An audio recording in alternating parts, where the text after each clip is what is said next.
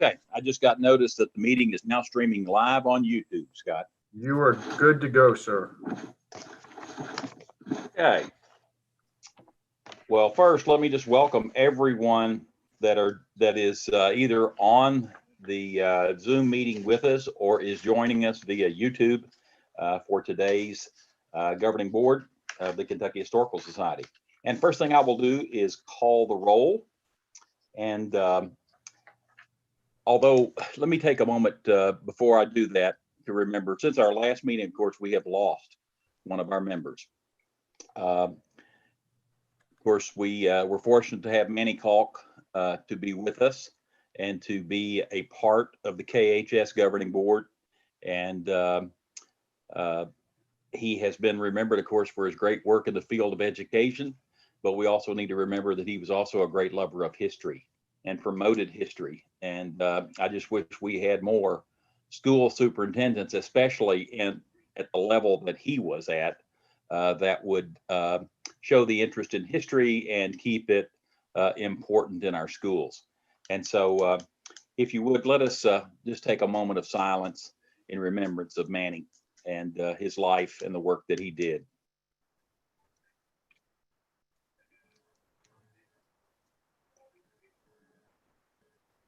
Thank you so much. I appreciate that. Let me start with having a roll call of our governing board members. And I guess you'll need to unmute and say aye, because I'll be looking down and I'll check you off here. And Teresa, you'll probably be doing the same thing. So we'll just, if you will, just unmute and say aye. And we will record you as being present on the meeting. Macaulay Adams. Ryan Craig. Aye. Aye. Yes. Thank you, Ryan. Good to have you with us. Aye. Thank you. It's good to be here. Alan Denny. Aye. Mary Hammond. Present. Thank you. Alyssa Keller. David Lee. Aye. Terry Manuel. Sheila Mason. Aye. Mark Nykirk. Or Nykirk, I've heard it pronounced both ways. Okay. Wayne Ongst. Geneva Paris. Kevin Smith. Both of them Here. are already Okay. rather involved Thank with you. affinity groups. You're welcome. For the Okay. Laura Suttles. Aye. Cynthia Torp. Alistine Turley. Aye. Thank you. And of course, I'm here. And we have some guests with us that we are just recognizing here too. We have Secretary Barry. I don't know if he was able to join us or not. No, I am in for him, Yvonne Okay. Board. Thank I'm you. a little different than Secretary Barry. Well, that's fine. I'm prettier than Secretary That's Barry. right. You'll be a pleasant addition to be here. You tell him I said. Yvonne Board from the cabinet. And of course, we have some KHS staff with us, several that we see their faces, and we know that they're also on the call with us. We welcome all of them. We also do have some KHS Foundation board guests. Teresa, do I need to ask them to be recognized for the minutes? No, I'm watching that. And I Okay. will let you know that Cynthia will be on. She'll just be a little late. Okay. Thank you. And of course, Doug with the KHS Foundation is here with us. Doug, good to have you. Hi, sir. Okay. Thank you all so much. Sir, this is Terry Manuel. I don't think my mic unmuted when I said aye, but I'm here. Okay. Let me see if I've recorded you. Okay, I did record you because I did see you on here. So thank you, Terry. I appreciate that. And same for Alyssa. I don't know if you got Alyssa on there too. Alyssa Keller. I didn't hear that. Alyssa Keller, let me see. Alyssa, I did not mark you, but okay, I will right now. Thank you so much, Scott. Okay, Hi, looks I'm like we here. have very good attendance for this meeting, and thank you all so much for taking time from your day to be a part of this. The minutes of the October 16th board meeting were sent to you. And I would ask if there are any additions or corrections to the minutes that were submitted to you. If not, is there a motion to approve the minutes as submitted? And you'll have to unmute just so we can make sure we record the right person. I So see Mr. moved. Tony Apro. So He moved. has said he makes Second. the motion. Mary Hammond has seconded the motion. Is there any discussion? If there is none, all in favor of the motion, please say aye or raise your hand. Aye. Aye. Okay, thank you all so much. Next, we have some old business to discuss. And Scott, you have the first matter of that concerning our bylaws revisions. Sure. This has been a conversation that we've had in the past. We left this off with, we were going to get some feedback from the Tourism, Arts, and Heritage Cabinet on the bylaw revisions. The last time the bylaws were looked at and approved was back in, I believe, 2015. And we've had a few things that we wanted to consider changing. And so I'd like to talk through those with you all and get your feedback on them as we move forward. One of the roles of the KHS governing board is to establish the classes of membership. And for those of you who've been on the board for a while, this has been a topic of some time of thinking about recognizing memberships, not just from the transactional, you pay a $40 fee or an $80 fee and you become a member to get free admission and discounts in the store and things like that, but considering how we look at all people who demonstrate their support of Kentucky history as our members. And again, from the orientation and as a refresher, we are unique in state government in that we are formed and organized by our members. Our members vote to elect each of you to be members of the board and give authority to the officers and to you all to do this. So membership is a bedrock for us. It's very key. So if you have your agenda pulled up there, I can't recall what tab. The nice thing is, if you didn't notice this on the agenda portion, if you click the blue box, it will jump you down to that portion of the agenda that we're in. And if you, I believe it works on all computers, if you control home, it will jump you back up to your agenda. So just to give you a little navigation hint there.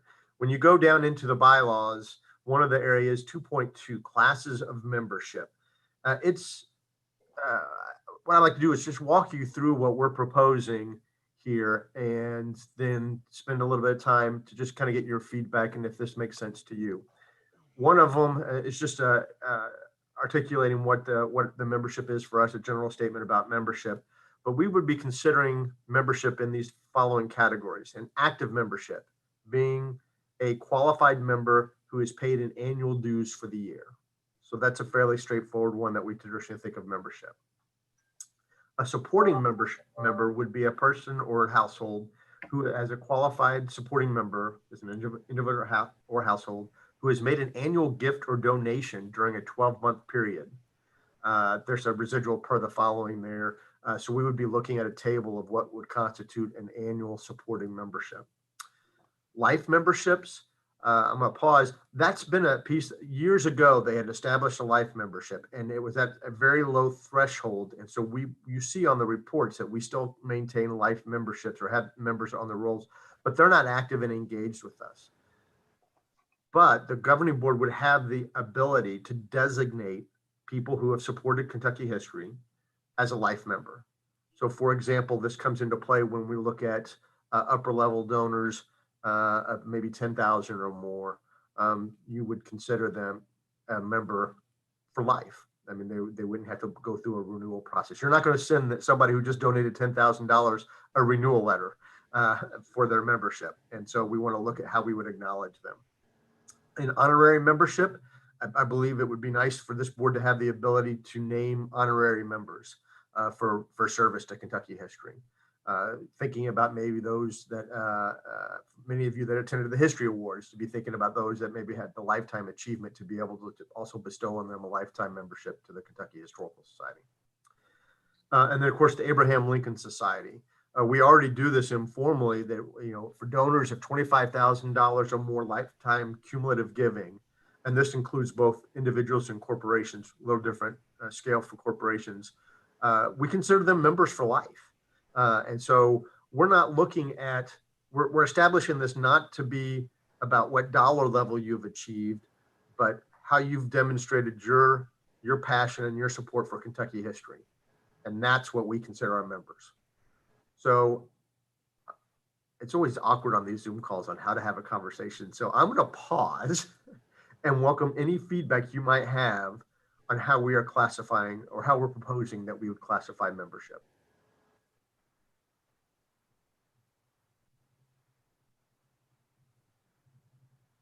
Scott, I do like the idea of the honorary members. Can you tell us a little bit more about that?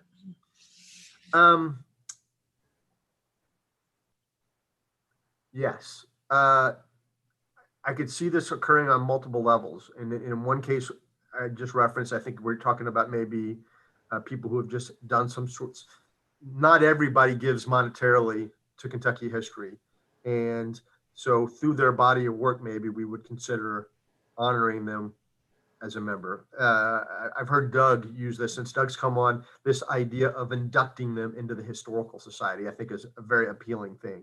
Again, I think it's looking at membership not from you've paid your dues, but membership from you're belonging to this group of people. And if you look actually at our founding documents, it's based upon this idea of people who say that they're passionate and they're worried about preserving Kentucky history. And that's what a membership is. So for you to be able to have that, for the governing board to be able to have that ability to designate somebody as honorary, not because of how much they gave, but how much service they have created. I also selfishly would like this to be the category that any staff member that joins the Historical Society, they would get an honorary membership. It could be determined whether you want it to be an annual membership or you want it to be considered a lifetime membership. I think you have the governing board would have that flexibility, and we would consider that action at each quarterly meeting. Scott, this is Ryan. In some organizations, they have basically like Hall of Fames. Would this be akin to that, like a Hall of Fame? Would you want to? I mean, that would be a lot easier, I guess, to say, you know, here's the people we put in, because it could be what they've done for or with history in Kentucky. I mean, I don't know, but I'm just saying. But honorary, it would I guess it would take a vote by the member. I mean, would it take a vote by the membership, or would it take a vote by the board? By the board. So, I mean, a lot of organizations have Hall of Fames, and, you know, they make a big deal about them when they do them too. So I don't know. It's just a suggestion. That's a great point. One of the aspects that we're called out for in our membership and establishing our membership is also the recognition. So this is kind of where it gets into that. Is it about fundraising and development kind of activities, and you have people up on a board or a list of people who donated to you? But I think it's that recognition. And so when we look through these different categories, it does give us opportunities on how we recognize. It also gives our team, the combined team, the foundation team and the Historical Society team, to talk about how we message our request for support. So we're not going to, like I said, we're going to look at these at different levels. You know, when we have somebody who's continually sending $40 in a year to renew their annual individual membership, we can also look at, do we segment that towards maybe families with young children, or maybe you're a researcher for the library. And so it helps us gauge better on how we want to continue engagement with people. And then, of course, as they move up the ladder, it gives us a platform to be talking about, you've been consistently giving $1,000 a year for the last 10 years. So that puts you at a little different recognition level within our membership categories. And just to let you know, we have just under 100 honorary members currently. 95, maybe, something around there. If there are honorary members or those really big donors in our area, can you let us know Yes. who those are? We can. Thanks. Scott, I've never asked this question before, but it's curiosity, I guess, is causing me to ask it. Is there a preference whether, as far as being a member of the KHS, that a person pays a membership fee, and then if they want to donate to the KHF, the foundation, they can as well? I mean, what I've done for the last few years is I've just given a donation to the KHF, and in turn have received a membership as a result of that. I mean, is there a preferred way to do it, or does it really matter? Tommy, I think what we're trying, I looked through the list of some of you that have been with us for a while. I see Sheila and things. I mean, we have been talking about that relationship in membership terms. And I really feel like with this kind of setup, it doesn't really matter. Membership is a function of the historical society, but yet the donations come in through the foundation. Mm-hmm. So it doesn't really, it actually doesn't matter how you send it in. We also had the issue of once you're like, say you go for a household membership of $80, but you want to go ahead and throw an extra $20 on there and you're a $100 donor. It gets a little more complicated in those terms, but in our mindset, that's just you demonstrating it's not about the $80 and the membership fee. It was about you're donating to the historical society. So it's a good question, but we're hoping that this gives us some lines on how we help address those that are just annual recurring members at a certain level compared to those who are just, we get $1,000, $5,000 checks annually from certain households or foundations and things, how we would also then choose to recognize them. Under our current framework, is there anything really designated much other than, I know we have the life members and stuff like that, but how does this compare to what we currently recognize? Our current levels are active, life, and honorary. Okay. And we had suspended life membership. So the situation that I described about donating to the KHF and receiving a membership, while it's done, it's not really spelled out. Correct. Okay. I like the framework you've laid out here. I think it allows some recognition for those that are helping our efforts, and the life membership side of it. We may have to look at that in terms. If I remember, it seems like the one time we looked at it, and when it first started, the life membership was like $50 or something. It was some real low number at that time. Of course, we're talking about many years ago, but it was a very low number, and we have some life members as a result of a one-time, small monetary donation in terms of what it is today. So, and the team has been wrestling with, and this is, I think, held us back some. If this also helps clarify this, thinking of this in terms of these are our categories or classes of members, we will then begin maybe articulating the process for how we would recognize this. So again, the idea was, how do we make sure that our staff knows when somebody who's donated, is a Lincoln Society member, right, who's made a huge lifetime commitment to Kentucky history, when they walk in the front door, they're not given the spiel of how they need to pay their $8. Not to say that they, actually I've seen it happen and people gladly do it, but at least so we can acknowledge the fact that they have given the support to even allow us to be here. How do those mechanics go to work? And I think that's the combination between working with the foundation and making sure that we're communicating back and forth through the staffing levels. And ultimately, what I'd like to see is that as we do our membership report, then we'll be coming to you saying, these are the new donors who have achieved these levels. We're proposing they are an honorary member for the next 12 months, or they're a lifetime member, and come up with that method of how we would do the recognition. We definitely want to make sure that we recognize those that have been faithful and have helped us. Just as a personal example, I know our local Chamber of Commerce one time had a special program going on, and a gentleman I know of, he donated $2,000 to the chamber. At the end of the year when they had their banquet, he was there, and they had a list of the members of the chamber. Well, his name wasn't on the list. And he asked someone why his name wasn't on the list, and they said, well, the dues are $20 and you never paid the $20 dues. Yeah. But he gave him a $2,000 donation. So, you've got to watch to make sure we don't get caught up in anything like that. And embarrassingly, that has happened to us, where we have had somebody given, and it's not necessarily from the front desk or that kind of element, but to where, we'd had high level donors receive a renewal letter for their membership. Like, well, no, that's a phone call from me or from Doug or from one of our staff to talk to the people about, their annual donation, not here, you're past due on your $40 payment. Yeah. So, and I should also mention that, these classes also work not just for individuals, but also we're looking at how we can look at institutional and corporate membership. That would fall also in these categories. Now, Do we have any idea what the average size donor is? Gosh, I know, Doug, you just did some, what maybe some of our short-term donation gifts have been, and they vary.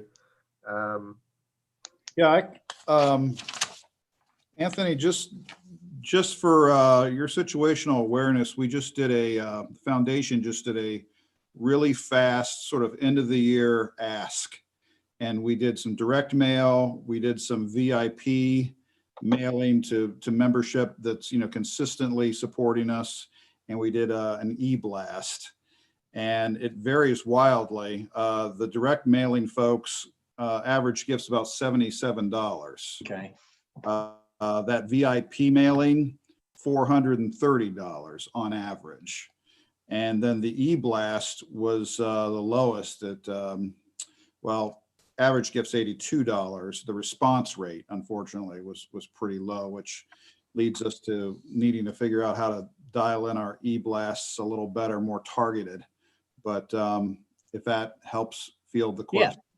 Yeah. The reason why I asked it, I think I heard this at one of our meetings about a year or so ago, but I serve on it's a fraternity, so let's not get too far down the weeds in that, but they were trying to increase their donorship through some fundraising efforts. And they came up with an idea that, the fraternity was established in 1844. So let's join an 1844 club and try to raise $184,000 or whatever it was. And they went out on a monthly donation fee. Who will donate $18.44 a month for a period of time to a specific fundraiser? Well, they were surprised how many people jumped onto that. Because when they look at an $18.44 a month outpouring out of their checking account, it's basically nothing. Because you look at it that way and it's just only $18 a month, and their donation level went up significantly, and I don't know do we offer a monthly type of withdrawal from an account or anything like that? We've built one out, and I'm going to pause long enough to let Jessica Stavros jump in here, because I know this. Okay. All right. But we did establish within some categories, and again, it just hasn't gained footing. It was the Kentucky Countyans, to where we were asking people to do $10 a month. Yeah. So they would get to $120 donation at the end. Great. But we've been looking at some other ones, and maybe some different variants on that. Maybe it's not $10, it's $100. So you would get to $1,200 at the end of the year. And to follow up on that, we already have the capability to go to a subscription model through our database manager. Our Razor's Edge will do a sustaining model like that. And if that's the case, an individual membership would be $3 a month, and a family at $675 a month. But before we go to that direction, obviously there's a framework that needs to be in place. But I think it would definitely help with our lapsed members that don't renew on time. And I think people go $3, well, let's just make it 10. They're more than happy to increase that. So we're moving that direction. Well, Jessica, I think what I heard when I served on this committee was that like the less than the $20 amount is real palatable to people. and the methodology by which they were paying was either through a Venmo or a PayPal, which they said what they found was that those are secondary accounts for people, and they hardly even notice it. And their focus group was the young recently graduated students and so forth like that. But the concept is if you get them young, you keep them for a long time. And, we have to think differently about it to target different demographics, because Doug does have data that the direct mail really does work with our established membership. And so some people just really love to have that thing in the mail, but we have to be able to also handle others that want to just digitally send it over. So it's really kind of exciting to have both sides working together, the foundation and and us in marketing and communications, to try and figure out specific targets on how to gain more, maintain who we have. And Scott's, what do you call it? Your framework of how you've divided the active and the supporting, it helps us decide on how we can share the work that we do, or come up with new ideas of how to give them the information, the resources, our services, in a way that makes it just a little more special. Scott, these are rolled into our bylaws changes, correct? Correct. And I appreciate the feedback, and my goal was actually get us to a point today that maybe you all could act upon these, but I'd really like to have the Yvonne Evan is taking a look at these for us, and I want to make sure that we are meeting all of our statutory requirements and crossing all those T's and dotting all those I's before I ask you all to do that. So hopefully by the next board meeting, you'll have these to act upon, and if you have any changes or suggestions about this kind of mechanics, and then of course we'll report next time, or when we get to that point, about how we're going to operate the mechanics, or give you more information on that. So with no other questions on those, let me go through one of the other items we wanted to. I have a question, please. I have a Yes, comment. ma'am. So one thing that I've done, I have all my contributions just automatically taken out from church on down on a monthly basis. But with one of our nonprofits, it was kind of nice because, I tell them at church every time they do the tithing, I'm like, can we just do this so it's multiple years? It can go up a little bit each year, whatever. So with the Market House Theater, like I have a 3-year commitment with them, and they just take it out automatically every month. But it's automatic. I don't have to worry about it. I want to support them, but the chances of me sitting down and sending them money or transferring money each month is, not going to happen. But it's so nice to know for 3 years I'm covered. Yep. Just a thought. Okay. Thank you. Thank you, Mary. okay, so we will have to address these probably at our next meeting, from the standpoint of if we're going to roll them in our bylaws. We're waiting for the bylaws to get approval from the cabinet sent back to us, correct? Correct. Let me ask, how long have they been at the cabinet? How long have the bylaws been at the cabinet? Oh, you just outed me. I sent them to Evan last week, and okay. actually Evan and I had been in conversation about them for a little while, but Okay. the holidays threw me off guard. That's fine. That's fine. I'm just making notes. Okay. No, and he's great. He's given me a lot of really good advice. Him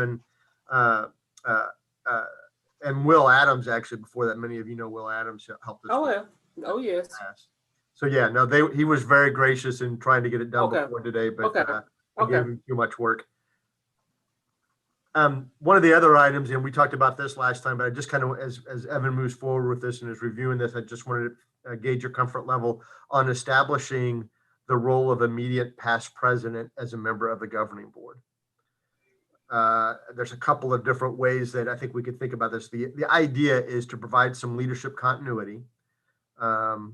Sheila, as a former president, can maybe weigh in on some comments on this, but just the idea that once you term out as president on the governing board, there's really no formal role for you to be able to play. And I think it would be nice to have somebody who can help the incoming president also understand where we are on certain issues. And obviously we'll continue, we always work with them as well, but then also to have this person possibly chair the nominating committee so that the chair of the nominating committee doesn't have to come within and actually be nominating themselves for a role on the board again. So anyhow, I'll again pause and welcome your feedback on the idea of an immediate past president role on the governing board. Scott, I do think this is a great idea. You know, when you become president, you've been on the board for quite a while, and then all of a sudden you serve as president for 2 terms, and that's it. And so, you know, there's not even a weaning process of getting away from the board. So it's really tough, you know, that first year that you're out. I went on to the foundation board, and some of the presidents before me also went on to the foundation board, but that was just a custom, but not anything that was in writing. And I don't think, you know, that's being done now. But I really think Constance Alexander could really be a big service to us. The immediate past president now, and yet there was no role for her when she got off the board. So I think this is a great idea.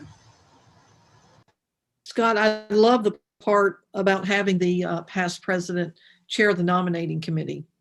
That's the best part of this, I think. Mm-hmm. It makes sense. Thank you. Yeah. Very good. I agree completely. Well, then, Judge, that'll also be something that we'll ask Evan to review and take a look at, and we would place into the bylaws. Just in time for you, sir, coming at the end of your term. Yes. Well, I have been chair of the nominating committee, and I know some of the others have been that too. And it's not it's kind of time consuming, and it takes some effort to do that. I don't mind doing it, but I think that would be a good role for the past president to step in. And again, as we've said, it doesn't require the person chairing the nominating committee to say, well, I'm going to put my name here. And so that's a good point, I think. Thank you. And I will also mention, I mean, Constance is actually one of the inspirations for how this idea came about for us, because she still to this day drops emails every once in a while, and is actually involved with us on programmatic elements. But just that idea of, I mean, she was very helpful. I mean, she was the board president whenever I was hired as the executive director. And so just her guidance and leadership, and then just to have one day at the end of the annual meeting, it was done, just felt very awkward. So I appreciate the feedback on that. The last piece I wanted to bring about is the idea of our committee structure. And unfortunately, I do want to open it up for some conversation, but the challenge I think we face is in our pre-COVID Zoom governing board meetings was we would actually meet in the morning of a board meeting, and then we would have with our committees, we would have a lunch, and then we would go into the formal full board meeting. We also have been trying to involve joint actions or joint activities with the KHS Foundation Board, which then also elongated the day because we wanted to have those meetings on the same day so that they could both attend either committee meetings of ours, or for us to be able to attend some of their meeting. We obviously all sat down and enjoyed a lunch together, but then if they wanted to stay and attend our meeting, that makes for an incredibly long day. It makes for an incredibly difficult time for us to be able to have some momentum and conversations and engagement with you all when we're only meeting 4 times a year.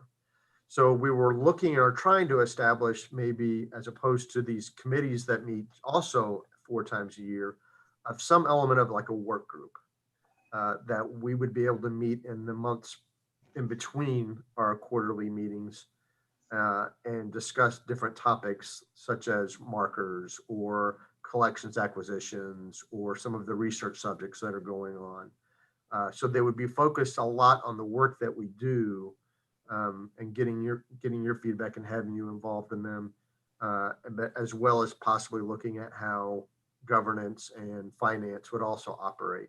I know Linda's on here, and I swore I wouldn't make her talk, and so I'm not going to. But one of the awkward things that we have is you all are responsible for approving our annual budget, but yet our closest meeting before that can be done in by the end of June is in April.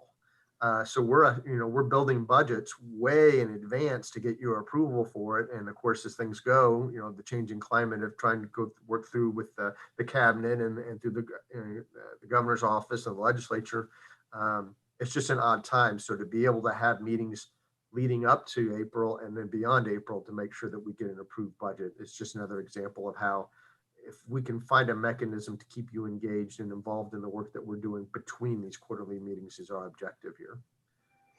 Yeah, Scott, you've had as many as 2 or 3 budget reduction measures that have had to take place between April and July 1. Yes. So it's pretty hard when you're that far out in the times we're in right now. It's quite hard to plan on some of these things and then find out everything's out the window because it all has to change. Yes. Let me ask this question. How comfortable would folks be in serving on these committees or work groups when we are meeting in between these quarterly board meetings?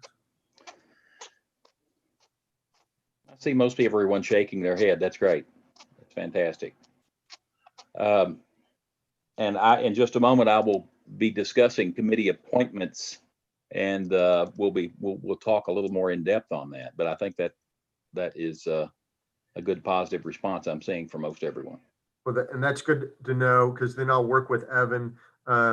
Obviously, we want to make sure that we're following all open meeting requirements that we would need to, and so that does add a wrinkle in how we would administer the meeting if it's required to be an open meeting, or if we are able to do these by telephone. It's one of our goals, so that we're not having everybody drive to Frankfurt for these in-between meetings, which would not be required as part of a committee meeting or an open meeting, but being seen and heard are, I think, our big tripwires for doing those kind of things. And so just to make sure that we can get their guidance on how we would have to structure this so that we're making sure we're following all necessary things. And I actually like these because it gives us an opportunity to keep additional members or others that we might want to assign to a work group, which, and I'm sorry for taking so much time. The last part of this I do want to acknowledge is for a while now, we have had the responsibility of forming a Kentucky Military History Museum Committee. And that will have a little different structure to it. We're fortunate that we have Alan Denny that's on the board now, and I'm really hoping that he will be instrumental in helping us to get this up and off the ground.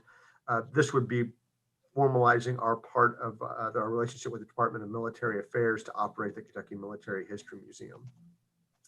Mr. Hurley, did you have a comment? What we do for the Oral History Commission.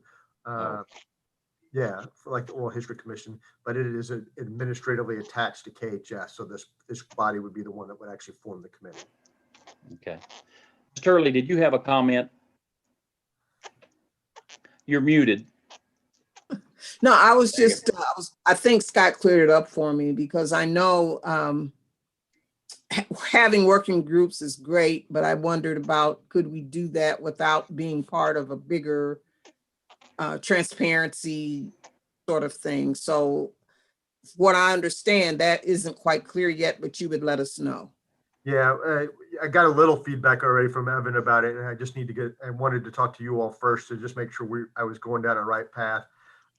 Obviously, if we need to do these and totally want them to be transparent, we could regularly schedule them and just put them on the calendar and have them announced, and we can have our agenda, and we can do just like we do for these.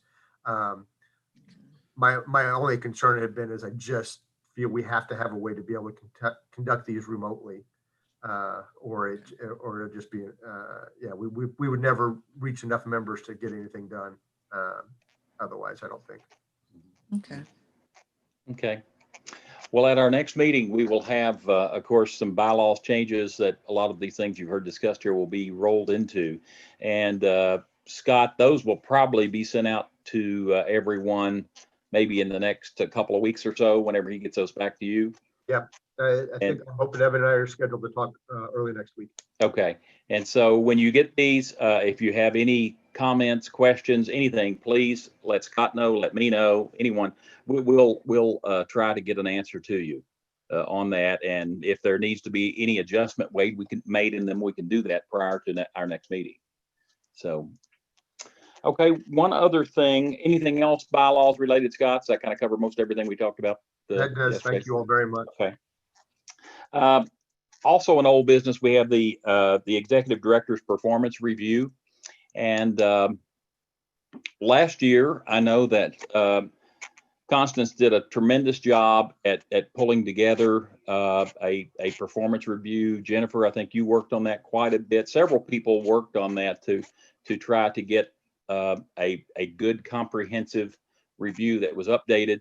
And of course, last year was a little bit unusual because we had a new director coming in, and so we had to do some things a little differently. But we do have need to have an annual performance review of Scott, and that's good feedback for him, good feedback for our entire organization. And so what I'm probably going to do is ask our governance committee to look at that, to take maybe the performance review we had last year to see if there's any changes or tweaks we need to make to it, and maybe also look at the prior performance reviews that were done actually when Kent was here, just in terms of the questions and the responses that are asked on there, to see if we need to make any changes. And we'll come up with something before our next meeting, Scott, to have to review. So I just wanted to let everyone know that that's ongoing. We'll need to get that done here in the very near future. So we'll try not to make it too tough, Scott, that you can't answer any of the questions. Okay. Next, we'll look on some new business matters.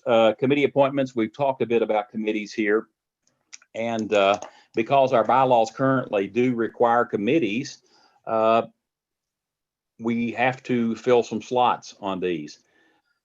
We do have 4 committees: governance, finance, museum and education, and research and collections. And then, of course, as Scott said, we also have the Kentucky Military History Museum that we also have the committee membership on that.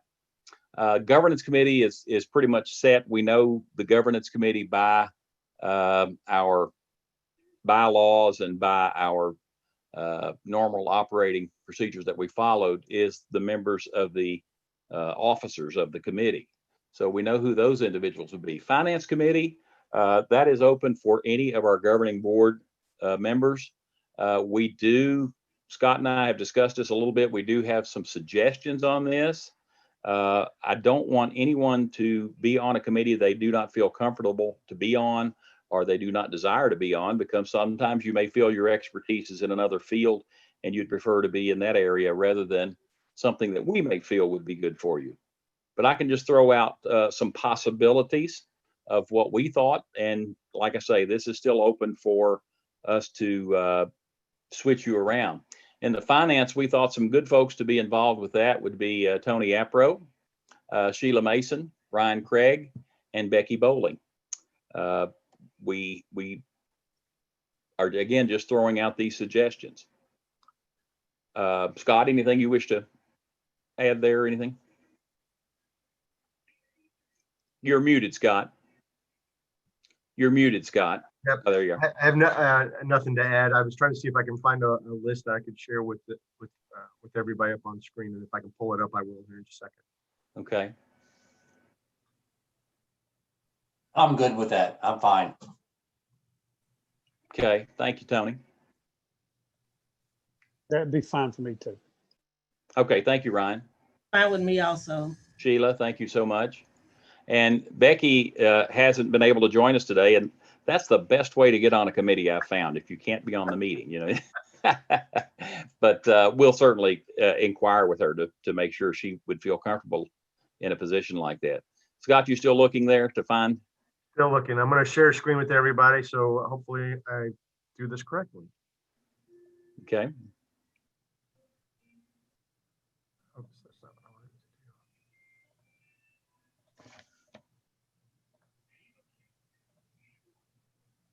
Hopefully everybody can see. There we are. Here we go. You'll see them there in front of you. Museum and education, of course, Mark, Mindy, Geneva, Kevin, and Alyssa.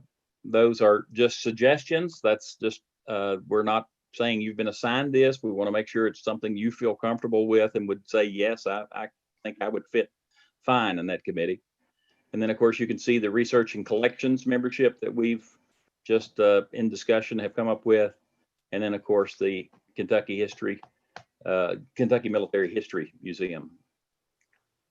Judge Turner, the Museum and Education Committee and the Research and Collections Committee, these would be new committees for us.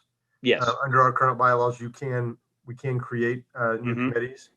And so hopefully not to make everybody dizzy, but I'm going to just scroll down and just so that people that we're talking to about this, you can read real quickly. The purpose of the Museum and Education Work Group would be to prepare and propose policies deemed necessary to govern museum and educational program initiatives, to review annual and multi-year plans for programs, exhibits, and experience projects, and to review recommendations of the Historic Markers Application Review. For the Research and Collections Work Group, would be to prepare and adopt policies deemed necessary to promote and advance the historical interest of Kentucky and augment the Society's various collections. So looking at what we're proposing for incoming and outgoing loans and donations, to provide for the publication and preservation of historical documents, so archival management, and to review activities related to publishing, in addition to be known as the Register of the Kentucky Historical Society. So our quarterly publication. So that would be the role of that committee, to help advise on those activities. Okay. All right. I guess if you, scroll it back up to the top. And I would ask if anyone that is, and we've got most all of our members of the governing board here with us. There's just a few that are not. But does anyone see their name in a suggested heading there that you'd prefer to be in a different heading? You feel comfortable with what we've suggested there?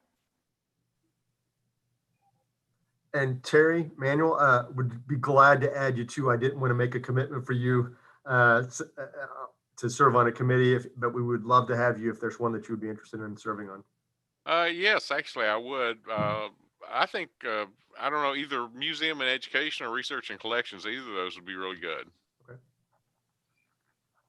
Okay.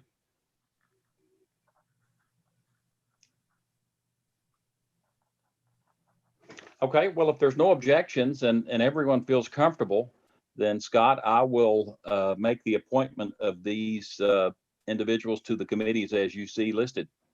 And I just had a question on research and collections. Yes. Scott, you had made the offer about, do I get with you or Teresa just to get sort of a background info on research and collections? Other than using them as a participant, I can honestly say I've only done a little behind the scenes. So do we get some sort of breakdown on that process or how it's worked in the past? Yes, ma'am. I'm going to go ahead and take advantage. I just saw him unmute himself to introduce you to Stuart Sanders. He's our director of the research and collections team. Stuart, get you two together and overcommit Stuart that he will give you a great orientation on what this means. Yeah, I'll happily give you a call, and I may set up a Zoom for anyone who's interested, just to kind of talk about the team. So I'll send that information out to everybody who's on this committee soon, and we'll get everybody updated. And in the same vein, Jody Lewis would also then be the staff contact for the Museum and Education Committee. And so I'll ask her to reach out to that group of folks there and maybe schedule something similar. Would you add on this chart the staff, or who is our person, our staff contact? So when we have these duties, we also see all of that. Yep. And that is appreciate you all said, that is the nice thing about this, setting up the committee and work group structure in this way, is that I would hope to be able to have additional staff contact with everybody. You can also choose to add additional KHS members to serve on these groups too. So they don't have to be a governing board member. We can bring in additional members who have interest in these same subjects to maybe help serve as. So for example, I could see where the review of the historic markers, we maybe would ask that review committee to join that group and discuss the recommendations. Scott, I guess we're ex officio for KMHA. I'm not sure if I'm supposed to be on a committee or if I'm just kind of, how that works for you all. I am glad to add you and Dr. Clardy as well. I apologize for not putting, again, same thing. I didn't want to overcommit you all to another committee after putting you onto the board. So be glad to have you.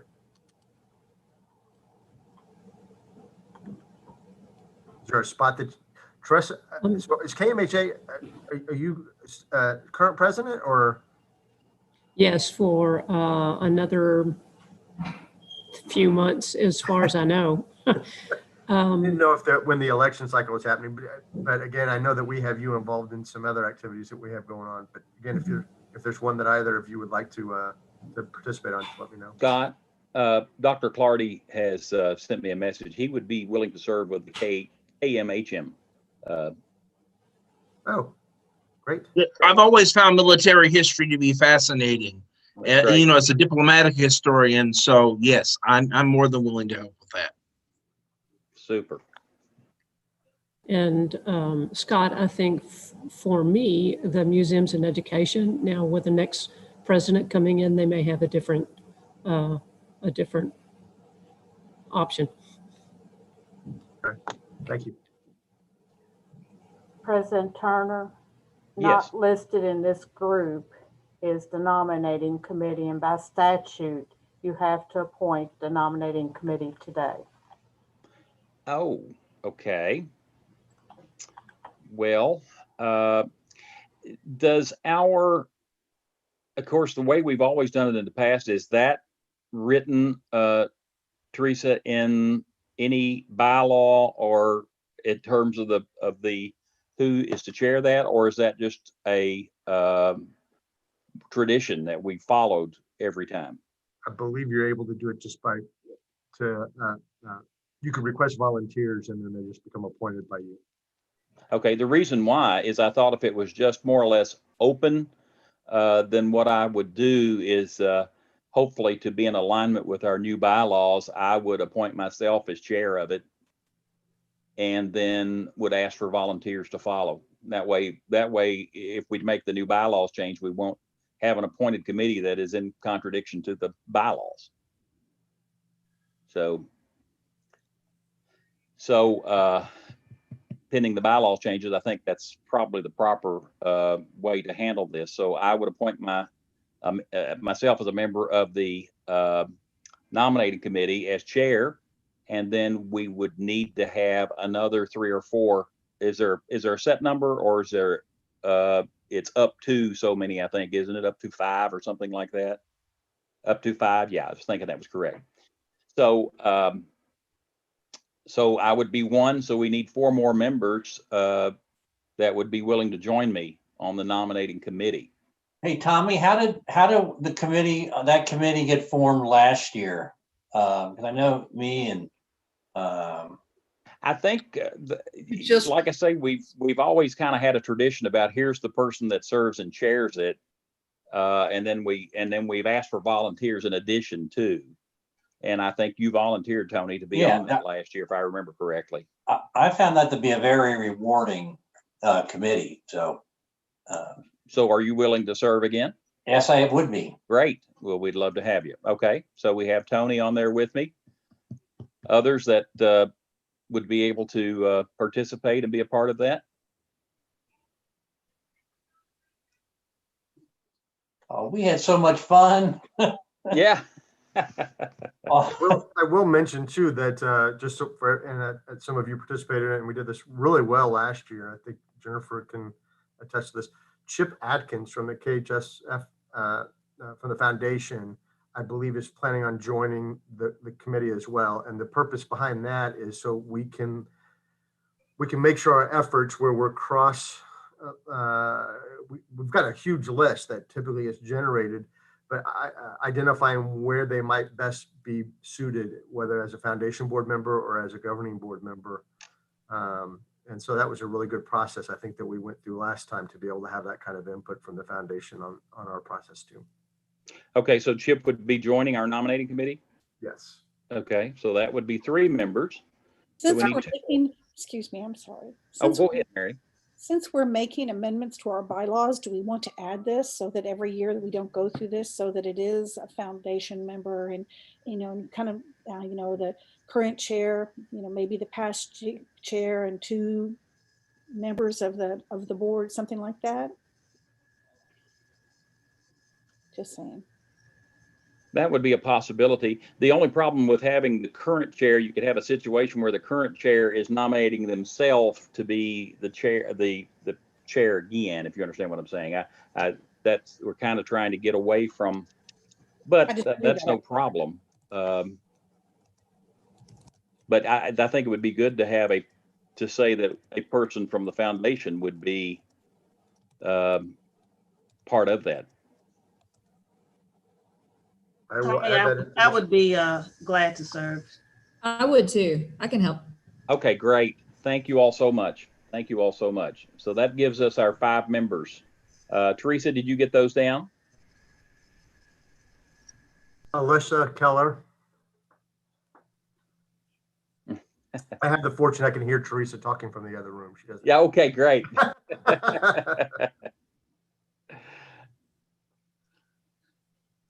Okay, well, thank you all so much. That takes care of the committee appointments. And Teresa, does that take care of all of the requirements that we have statutorily concerning the nominating committee? Yes, Mr. President. Okay, thank you so much. Just Tommy is fine. Okay, thank you. I'll move on then, and we do have a board member vacancy, and we have had some folks who have offered to serve in that position. We have had some names suggested to us for that position. This is not a board action. This is just to fill a vacancy, and so that's an action taken by me as the president to appoint a person to that vacant position. So I'm going to look over the information and the people who have expressed interest in it, and I certainly want to either contact or talk with the people whose names have been suggested to us, because I wouldn't want to consider appointing someone and they say, well, I just can't, I can't serve. I'm just too busy right now.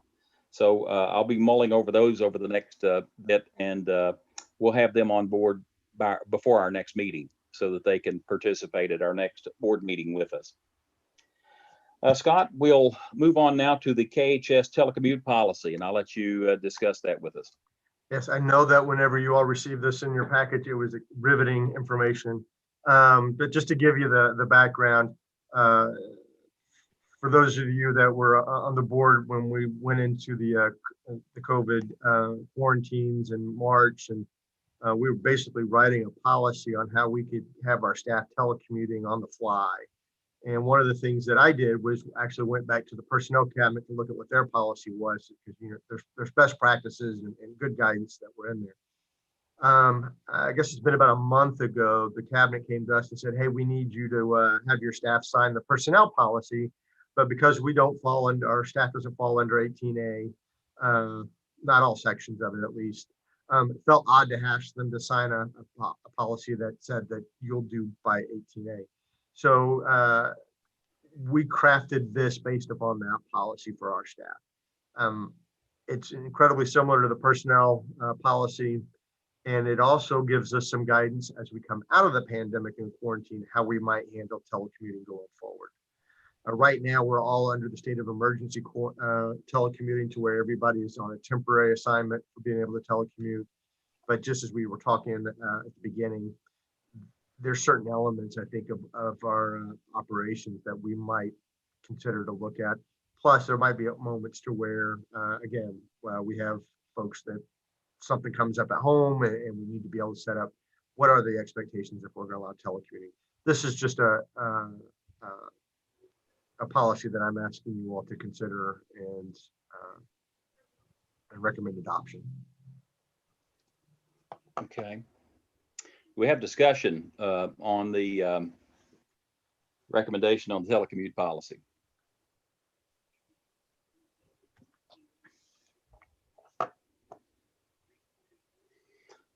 Okay, if there's no discussion, is there a motion to adopt the. I had one question Yes. about inappropriate signage. So that's under the dress code and professional image section. So what would be an example of inappropriate signage? I'm trying to find it. Oh, there it is.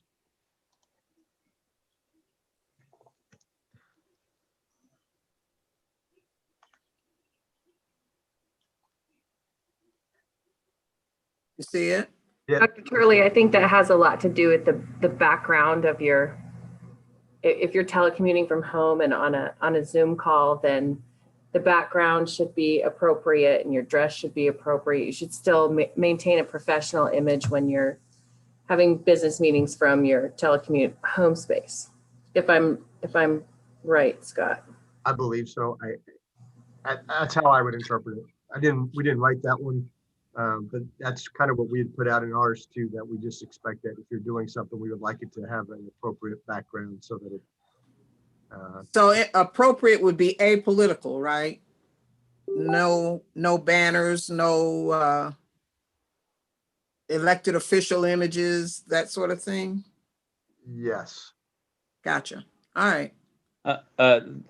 Ms. Turley, that is unless it's your own image. You know, I have to speak up for politicians. Well, hey, I just want to know how much Yeah. electioneering I can do. And I think within that same thing too, Dr. Turley, is, and I'm going based on recollection, I also believe within our ethics policy or our state employee policy, there's certain prohibitions against campaigning. And so I think that would fall within that category. I got you. All right. What if they're like archival campaign posters from like from past campaigns of a historic nature? And yes, I'm referring to my background. Yeah. Well, because I didn't know. I love your background. Well, thank you. I feel better now. Okay. But well, those are questions because nowadays that can get you in trouble too. Sure can. So, exactly. Yeah.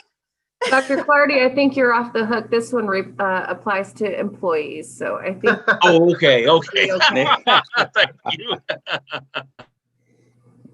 All right. Okay.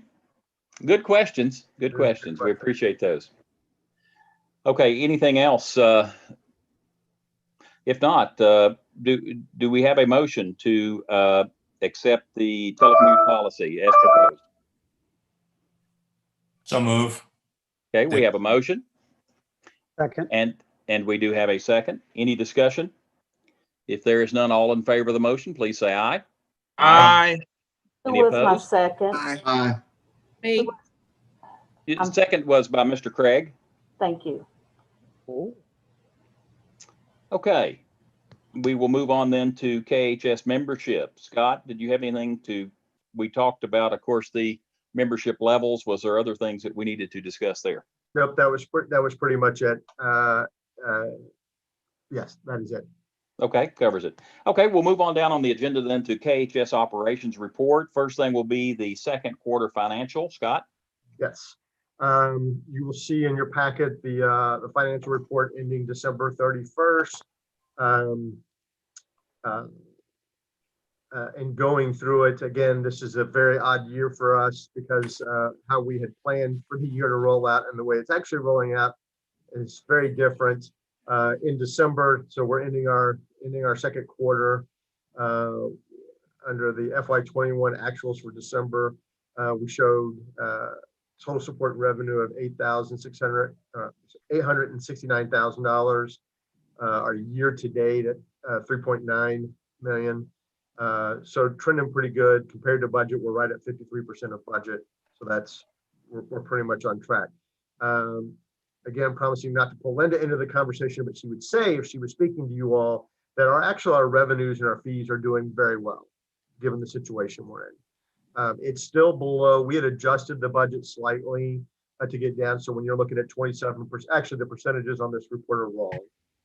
Just noticing that, or Linda pointed that out to me before. We are actually tracking, see if I can pull that up and give you something to work off of.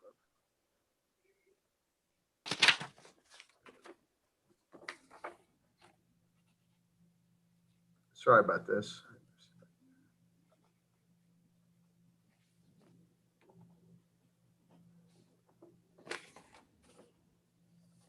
There, can everybody see that one? Mm-hmm. Yes, now when you go down, look down at these percentages, our program fees, we're still down in the 20% in some areas, but we're doing really well on fees and royalties and things like that, which would be rights and reproduction fees, a lot of library fees, if I recall right, exists in that line. But the program fees at 27%, that's not too bad. We haven't really figured out a great way to monetize the virtual programming that's being done. So we do have some elements that are coming in for that are working pretty good. And yes, so we're doing pretty good on the fee end. See if I can scroll down. On the expense side, you'll see that we are about 48% on our salaries and wages and about 51% for the benefits. Again, the reminder that we have a very high benefit percentage that goes to help fund the pension for that. So we're on track as well for there. We have an extra payroll always in the first quarter. And so that means we're actually tracking very well on salaries and wages and personnel costs. So down on the expense end, we are actually going very well on only at 39% of budget. So again, I'm happy to pause on any of the numbers or questions you might have. One might be is like, wow, there's a 562% difference within one of your categories. We budgeted our security cost or our security system cost in another line on the budget, and so that's what's throwing that number off so badly. We'll correct that at the next budget cycle.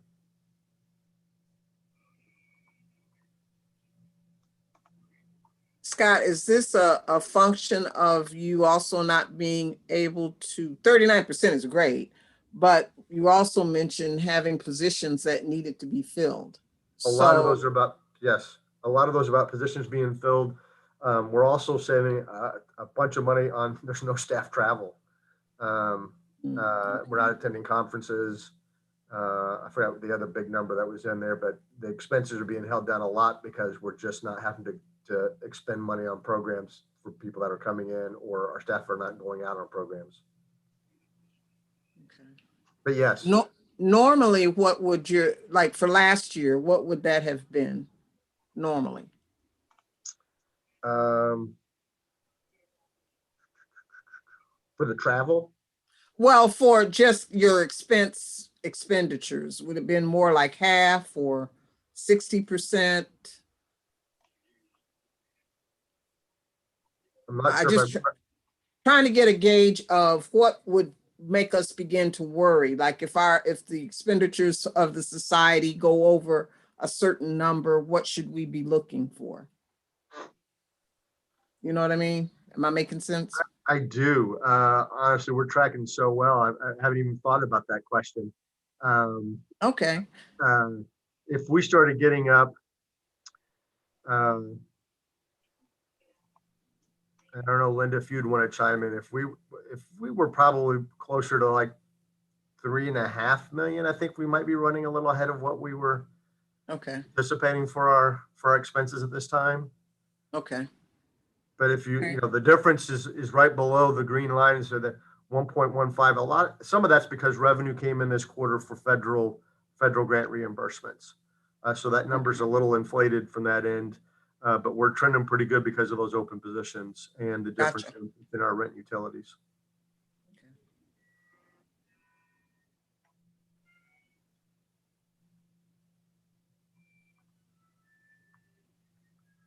Linda, did I do okay? Did I cover everything? I think you're thinking of something. You did. I was actually trying to go back to last year's report and see where we were expenditure and revenue wise at this point in time. And I'm last year,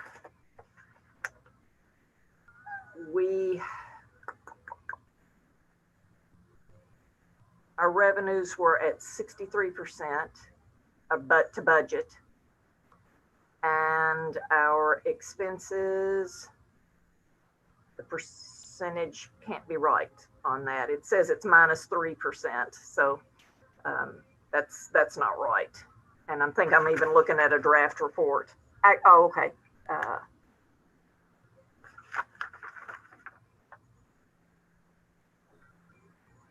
Last year, our expenses were at this point, at the end of the 6 months into the fiscal year, we were at 48%. And again, hard to predict this year, but traditionally, a lot of our expenses come in the fourth quarter, typically in relationship to the school field trips that happen in the spring.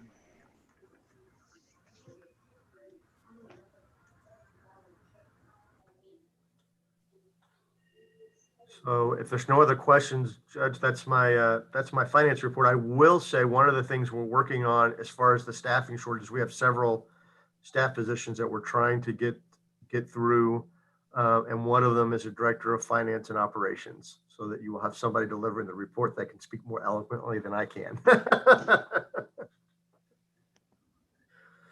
But while I have the floor on that item, the other positions we're trying to look at is the establishment of like a technology administrator to help us deal with some of this reporting element, some of the coordination between our data systems, both between our collections kind of items, but also into our public service realm of things, and then also a digital archivist. Is that what we settled on, Stuart? And it's really to look at, we're not well equipped to deal with the amount of born digital archival material that's coming into us, to get it processed and to utilize it best. And this is a position we just really need to figure out how to get that filled. Also, that gives our staff who are filling in on that role the ability to start addressing this large archival backlog that we have going on. And I believe those were the three big positions. We have some interim, I think, education positions, and we have some searches going on. I know Stuart and team are currently doing in final interviews or in interviews for a registrar's position. And I missed, and we have a couple of, one more interim position or a part-time position I think we have currently in search mode.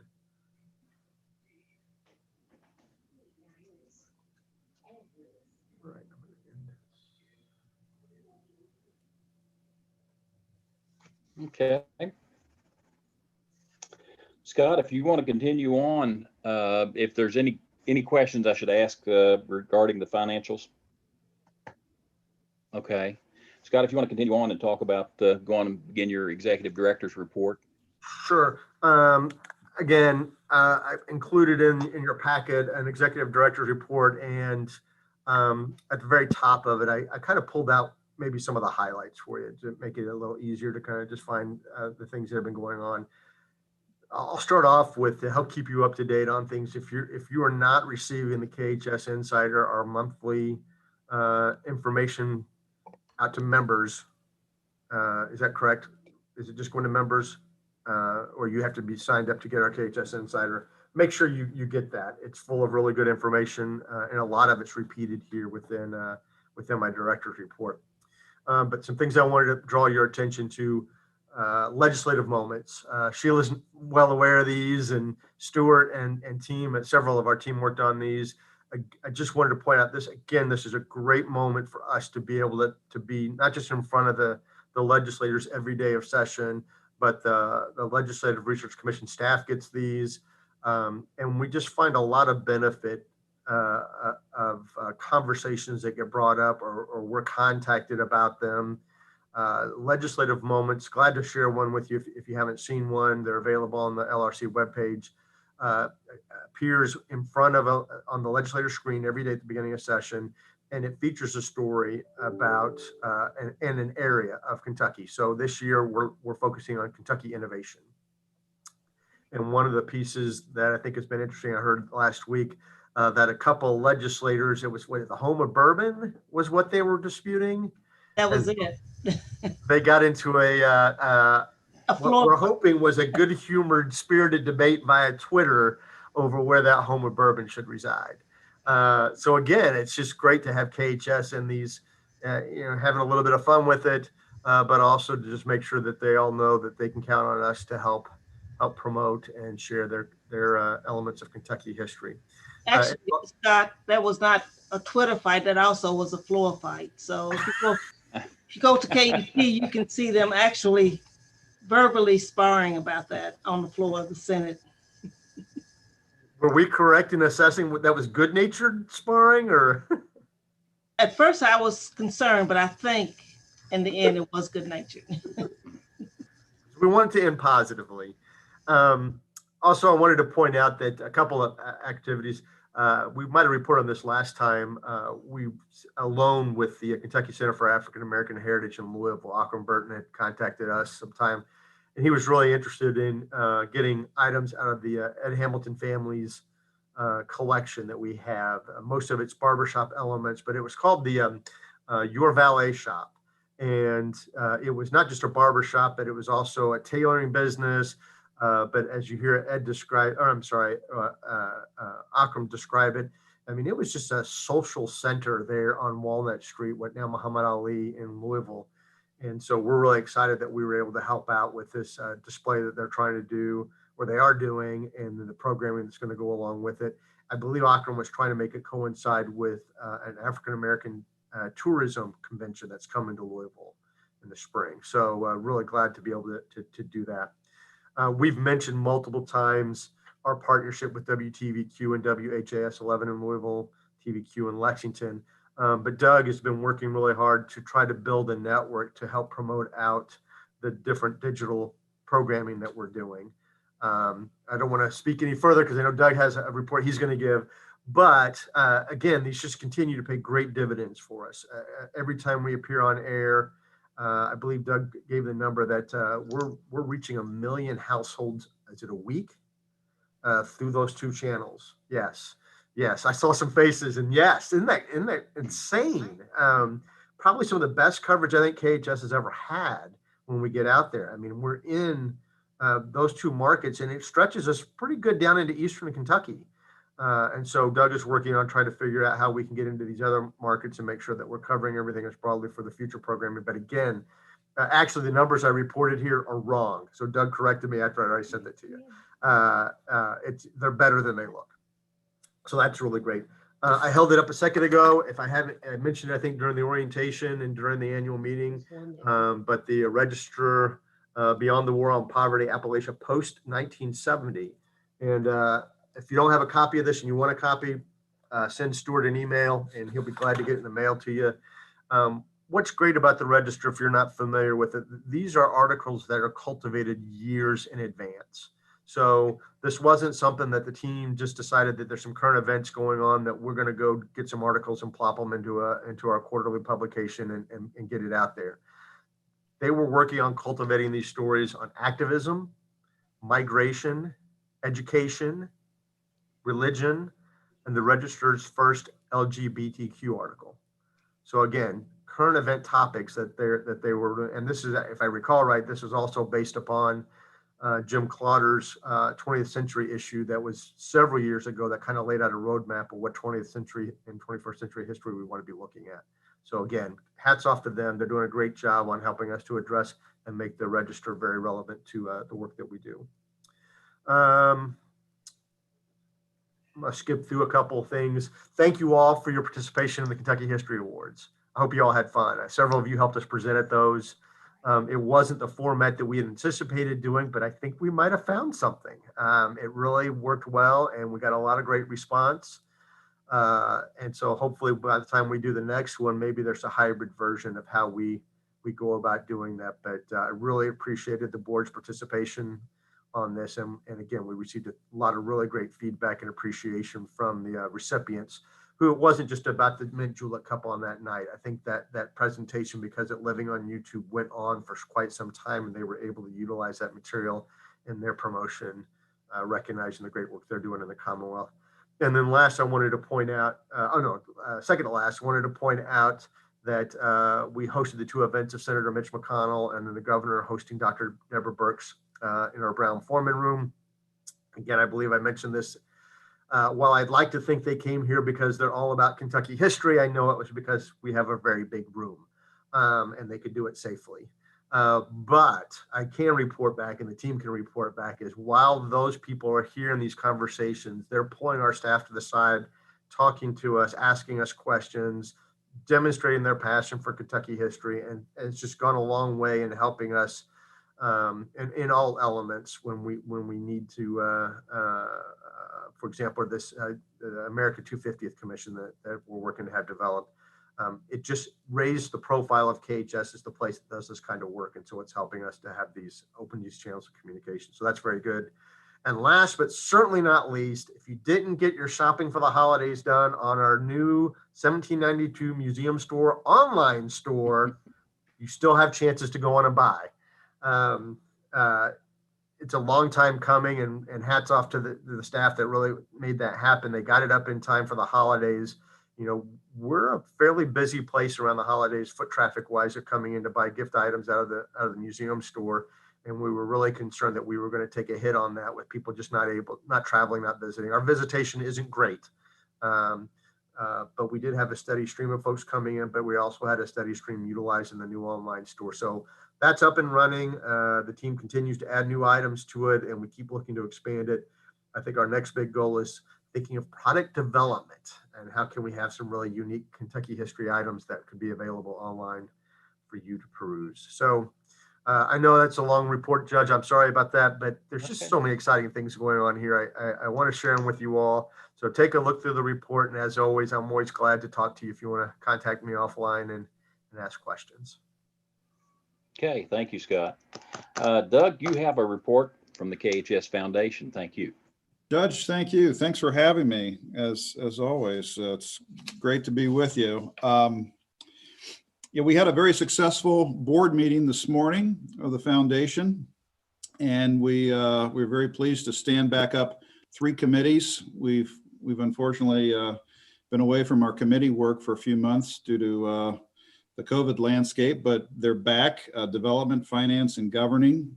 I chaired the development committee, and we just had so much great information and way ahead coming out of that. One thing that really struck me that I wanted to share with you all, because I think it ties into a message that I'm always trying to convey when I'm here with you, is that we wanted to make really sure on the development committee that the board didn't think that it was just up to us, because it's not. The primary role of the development committee is to make sure that we are engaging and harvesting that incredible talent and those amazing relationships that our entire board on the foundation have. And that's first and foremost. So when we hit budget or not, that is an all board effort, which translates to the message I always try to bring to you all, which is we're all ambassadors of KHS, and in this day and age, none of us can afford to not be in the business of fundraising and just putting that hat on occasionally and thinking about relationships we have, organizations, individuals, family foundations that we think might be a good match to some of Scott's programming and some of the KHS initiatives. And I'm always standing by to work with any of you anytime on ideas you have and ways that the foundation continue our primary mission of supporting KHS. Scott mentioned that Kentucky History Treasures is back for a second season on WHAS in Louisville and WTVQ in Lexington. That's 1.1 million households reached weekly in Kentucky, which we're really proud of. And that's total household universe. Actual eyeballs on the programming, on the KHS specific content every week is just a little over 25,000, which is fantastic.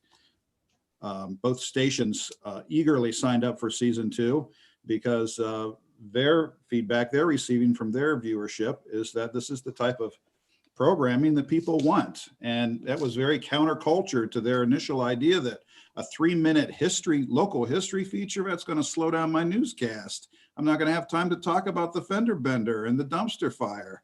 But turns out people actually want a good story. So we're finding traction there, and it's very exciting. Along with that, and we've talked about this in the past, we're getting ready to stand up our statewide television network for our 30-minute TV specials that we already have. We already have 5 of these shows produced. Kentucky Ancestors Town Hall. And this is our genealogy show. You've heard us talk about this in the past. We've been working on it for several years. The initial idea was that it was going to be on KET, and due to some issues with their leadership, wanting to make some significant changes that would have not only cost us significantly in budget, but also in content, we decided to take this program and build our own statewide television network with our TV network affiliate partners. So WHAS in Louisville and WTVQ in Lexington are going to run this, in addition to a new TV station partner in Paducah, TV station partner in Bowling Green, and a TV station partner in Eastern Kentucky. So we're doing our best to canvass that entire state. Most of these time slots are Saturdays at 7 p.m., rolling out of these ABC affiliates local newscasts. So it's a great lead-in. And these stations are also going to promote these specials heavily for 2 weeks leading up to the broadcast, which we would not have gotten with KET. So we're pretty excited about that. And we're hoping to launch in February. And again, 5 initial episodes. That would take us February through June. And based on how those do, we'll see if we can continue. We've already sold 1 sponsorship through the foundation for it, and we're looking for a second one. So again, organizations that you think might want to be a part of this Kentucky genealogy program and are looking for a statewide reach, this is a good platform for them. And I'd love to talk to you about that. Other initiatives. We thought long and hard about what we're going to do in 2021 for exhibitions, and we were looking for something somewhat COVID proof, which is hard to come up with, but we've talked in the past with you all about this, and now it's coming to fruition. The Kentucky Women's Military Veterans Exhibit. And this is born from a relationship that we've established with Honor Flight Kentucky out of Lexington. In June, they have the very first all-female veteran flight going to DC. 75 Kentucky female vets, their family members, and their guardians. And we're going to host them for a VIP screening of a temporary exhibit that we are going to stand up in the Keeneland Gallery. And tentatively right now, those dates are June through October. We love this because we already have several thousand people that will be able to attend this built-in audience from the Honor Flight folks, but the reach is far greater than just that one organization. This is something for all Kentuckians to come out and enjoy. If heaven forbid, COVID does not allow that flight to fly, this will still be a place where we can honor those vets and hope that we can fly them to DC on another day. Incidentally, we're going to have a team, a camera crew, and one of our historians on that flight so that we can capture first-person narratives and oral history from these vets while they're visiting those very special places in Washington, DC, which I think is amazing and right in our wheelhouse for our KHS mission. So there's really 3 legs to the exhibit. There's actually building the exhibit cost, this VIP reception. And again, we're not sure what that's going to look like yet, again, because of COVID, but in a perfect world, we're able to interact a little more by June. And we'd love to think of maybe a dinner where we could honor them, or at least some kind of reception to honor them. And then we'd also like to spin off a television documentary program about these veterans, about their stories, about how we're honoring them in our exhibit, and how the honor flight is honoring them as well. So there's a lot to this. Now, if we can get this funded properly, this actually makes our budget for sponsorships for 2021, which is really cool in my book too. And then, just a litany of other things. Again, just kind of waiting to see what COVID's going to allow, but we hope the History Mobile will roll again in 2021. The Triple Crown Trail, which we've talked to you about last year, that we were trying to get stood up and had to put a pause on because of tourism and COVID. We'd love to see that come back. National History Day through KHS deserves a sponsor. They did an amazing job switching over to an all virtual platform, and we're very successful with it. And a possible membership donor appreciation event in 2021, probably in the fall is what we're looking at. So very, very busy in the foundation office, and always looking for your support and your great ideas, and just love being in lockstep with you. So Judge, that's what I've got. Any questions? Happy to take them. Doug, Okay. I share the accolades we received from WHAS 11. Not only have we been on the air with them, featured every month since July, and then with their new town hall, it'll go through June, so every month for a year.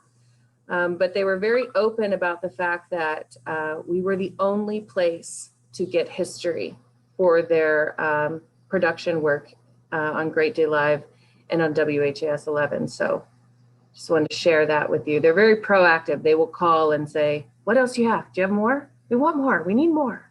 That's good. That's a great sign. And they do that. Great. Thanks, Jessica. It's a wonderful relationship. Let me mention just real quickly too, on the financial side, doing pretty well. We've actually collected about just a little over $50,000 worth of anonymous donation, family foundations, grants since the last time we spoke. Actually, this is about 90 to 100 days out. And that's pretty robust considering what's going on. And I mentioned at the very top, we did a real fast blitz at the end of the calendar year for end of year supports with a very carefully worded message of care first and foremost. But if you can support what we're doing here, we'd sure appreciate it. And we should tip just over $10,000 for that. So financially, we're on track despite everything going on in the world, and just glad to be able to support. That's great. Fantastic report, Doug. Thank you so much. Thank you. Okay, next we'll move on to some reports that we have from the Tourism, Arts, and Heritage Cabinet.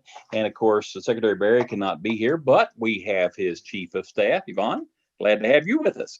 Thank you. And I'm not going to talk as long. I hope that's not frowned upon. But I just wanted to say it amazes me how flexible our cabinet has become and has to become that way. We've had to just pivot on a dime and change the way we have done things for years and years. And if people don't know now, they know the importance of tourism, arts, heritage, history. They understand the importance of it. So, I mean, we are laser focused on two things: the budget, making sure that we survive that, and pushing through our legislative agenda. I mean, it's very important that we get that through the process as well, but it's been very interesting to speak with all of our agencies because I started in October. I have not been in my office since the first week of November, and it makes it very difficult to gather those relationships or form those relationships. But because tourism people are the type of people that we are, and we just, make lemonade out of lemons. We really do, because we have really had to change totally how we do business. The days of attending conferences, planning conferences, gathering together as groups, I don't know when that will come back. They will come back, because there's a vaccine on the horizon. So they will come back. But it has been very interesting, and I can't even say challenging. It's been, I hate to say fun, but it's been fun to see the change in dynamics in how we do business. I mean, it's been very interesting, and working with Barry and also working with Scott. I'll just say this about Scott. He doesn't know I'm going to say this, and he didn't pay me. You guys have a jewel with Scott Alley. He is passionate about what he does. I recognize that 10 minutes when I first met him. What should have been a 15-minute conversation turned into about an hour and a half. And I loved every minute of it because he was very passionate about what he does. And the History Center is successful because of the relationships that he has gathered and his staff has gathered. So we're proud of all of you guys that work there. We really are, and happy to have you guys. And anything that the cabinet can do, we are here to do that.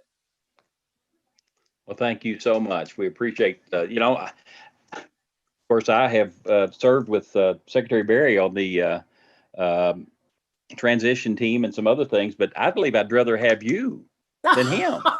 Don't tell. Yeah. Well, we work well together, and I am happy to attend the meetings. Definitely, Thank I you so enjoy much. them. I really do, because Thank you. it's a whole different dynamic for me, and it's just amazing. Well, Amazing what you guys are doing. Yeah, you can just tell him that I said that. Hey, you bring You're good kicking news. him out.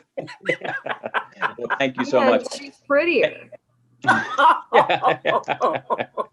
That was in the minutes. Well, I'm not commenting on that, but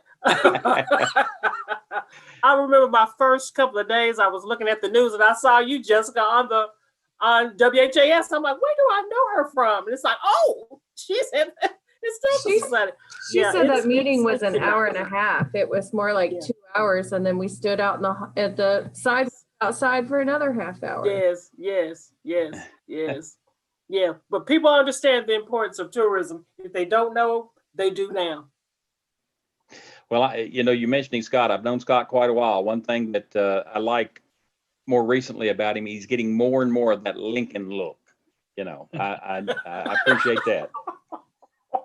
I'm not even commenting on that. Yeah, okay. I'm not. Those are two biggest shoes to fill. Come on.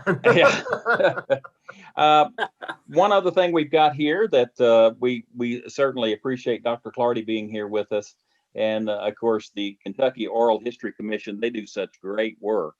And right now, boy, are you able to, now is the time to gather a lot of history. Absolutely. Firsthand. Hear people talk of it. And so, Dr. Clardy, we're going to turn it over to you right now. Well, I'm joined mostly in my home office by a very opinionated parakeet, which is across the room from me. So if you hear any chirping, that's my opinionated parakeet.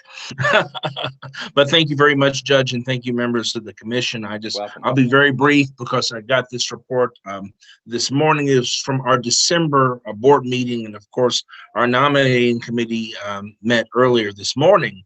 In our December 2020 meeting, the Kentucky Oral History Commission awarded 4 grants, 2 indexing and 2 project grants. One of those indexing grants was for COVID-19 pandemic-related interviews at the University of Louisville. We also completed the terms of our Kentucky Humanities Council Cares grant, collecting 25 interviews from across the Commonwealth, documenting representation of how COVID-19 has impacted lives in the Commonwealth. Interviews included people like Kentucky mayors, staff of long-term care facilities, small business owners, people working in substance abuse recovery, and university students, and so many more. This coming January and February, the Kentucky Oral History Commission will be working with the Kentucky Historical Society Foundation and the KDLA to write another grant for oral history equipment for statewide circulation to better serve those folks who want to do interviews with family and community members. And so we are being very proactive in that regard. We're taking advantage of this opportunity.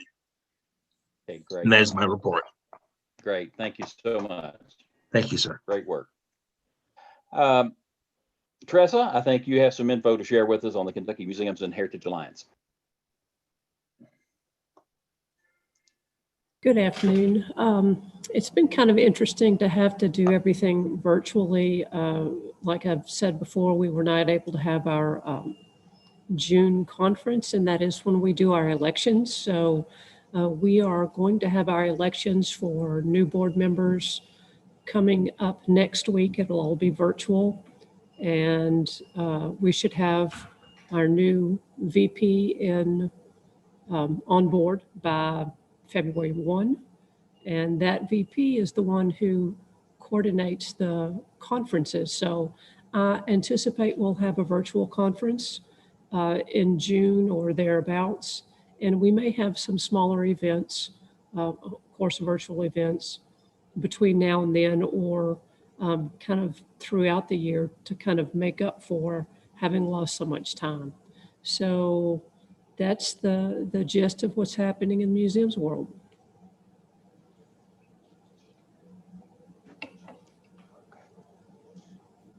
We missed you all meeting in Paducah this fall. I was really looking forward to being down there too, but you have a great bakery down there. Okay. Thank you very much. Yeah, a great bakery. I'll have to get the name to make sure I stop there, because any place that has donuts and bread, I usually visit. So Kirchhoff's Bakery, 5th generation. Oh, wow. So Okay. next time we meet in person, I'll have to take orders ahead of time. Yeah. Okay. Sounds great. You'll notice on your agenda there just some upcoming dates to remember. Of course, we have our upcoming governing board meetings, and whether these will be Zoom or be in person, we don't know yet. We'll just have to see as time goes on as to what works on those. And of course, the annual meeting in November. And then Scott, of course, has the invite for any of you to come by and to take a personal tour of the collections, exhibits, and everything that they have there at the KHS. Wow, some tremendous things to see there. If you've never had the opportunity to do it, try to make the time. Get by to see them sometime. You'll really, really enjoy it. Scott, anything else that you have for the body today? Actually, yes, there is, and I apologize to not backtrack. Two things I wanted to point out to you that I in this trying to scroll through multiple screens and share screening and stuff that I overlooked to talk about. In the report, when you scroll through it, you're going to find several maps. And the reason why I want to make sure I point them out to you all is that we had talked about, as part of our strategy of being intentional and market research and trying to understand what was going on with our visitors. Obviously, 2020 throws a wrench into what those look like. So the team has looked at some overlays of what 2019 data is telling us. And then, of course, they looked at the 2020 data. So as you scroll through them, there's a couple of maps I'd like you just to pause and think about and take a look at.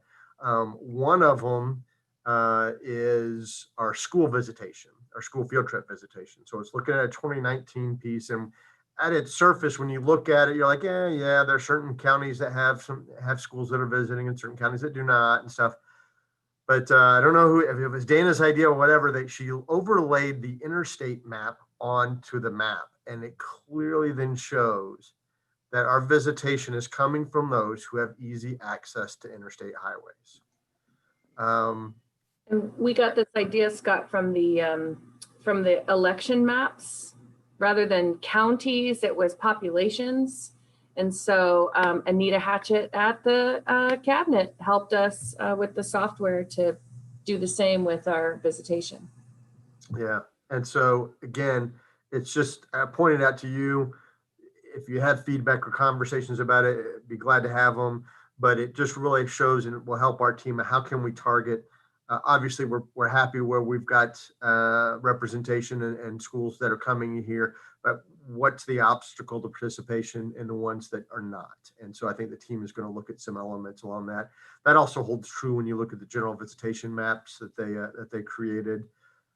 There's also, now I'm going off memory, there's a membership map, I believe, that's also overlaid in there. And the point I want to make on that one, we had this membership conversation.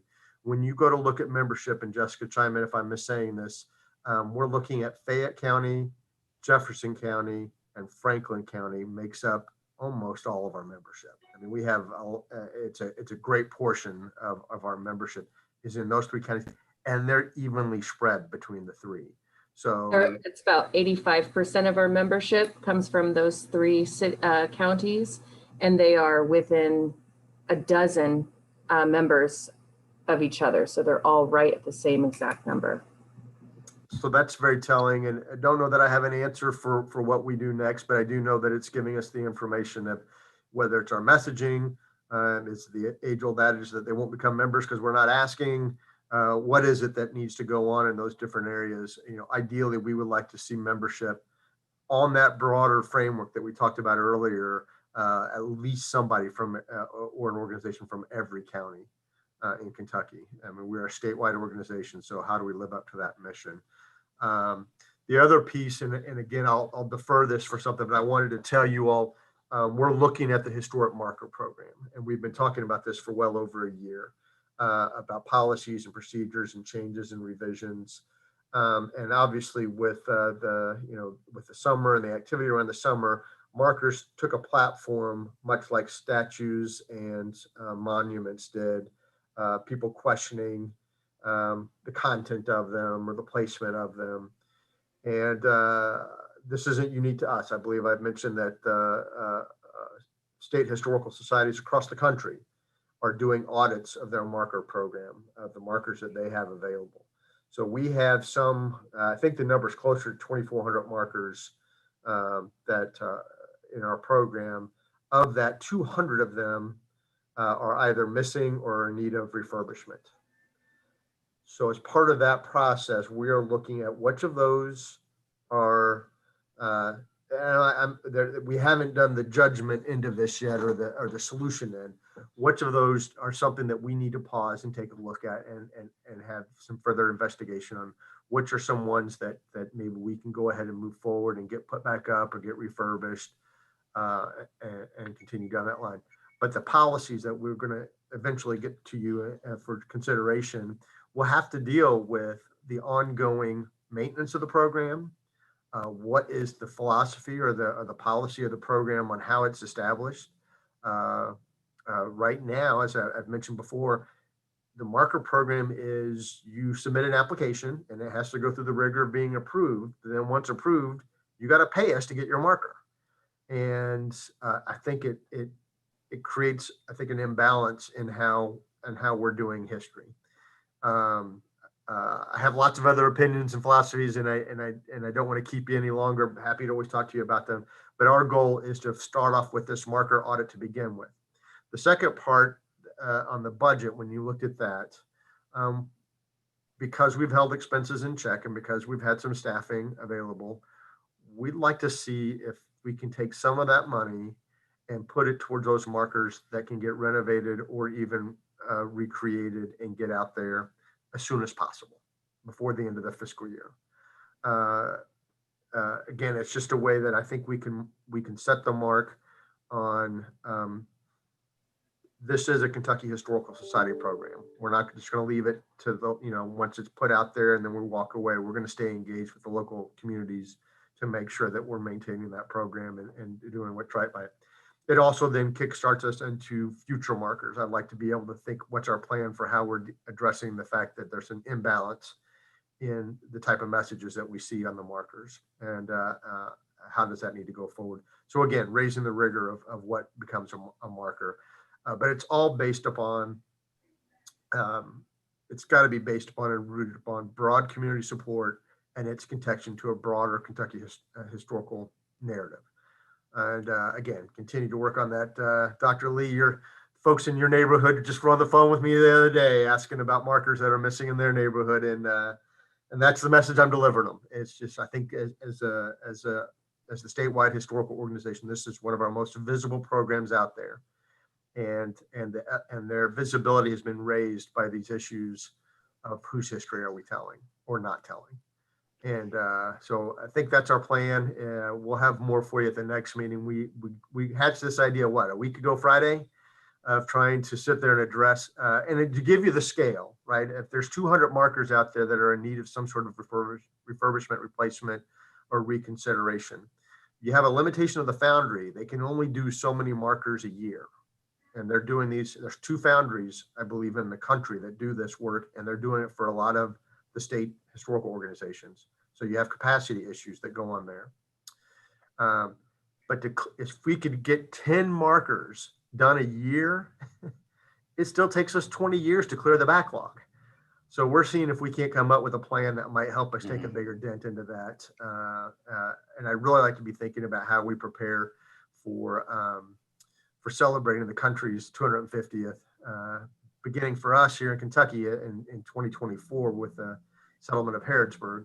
But for that 2-year period, again, our markers program is one of the most visible things with KHSs and communities. And so how do we want to set ourselves up for success on that program? So I'm going to pause for a minute. If you have any questions, comments about our marker program that you'd like to share with me and the team, we'd love to take them. Mary, I think you have a comment you'd like to make. Yes. We've been very fortunate in McCracken County to have the support of the fiscal court and doing some work on our markers. And I think there's been a commitment to do like 5 a year. Mm-hmm. And Roberta Morse has been very good in recruiting help to do those. Mostly ours have needed a real cleanup. Some of them were getting very hard to read. Sometimes I look at them and think, oh, but yes, they're good. They're better than they were. That's great. During a recent meeting, I showed some folks, and some of y'all saw this, and I'm going to show it to you now. I had to go speak at a program in Breckinridge County not long ago, and it involved talking about the Lincoln family and their trek through Breckinridge County and their family that lived there.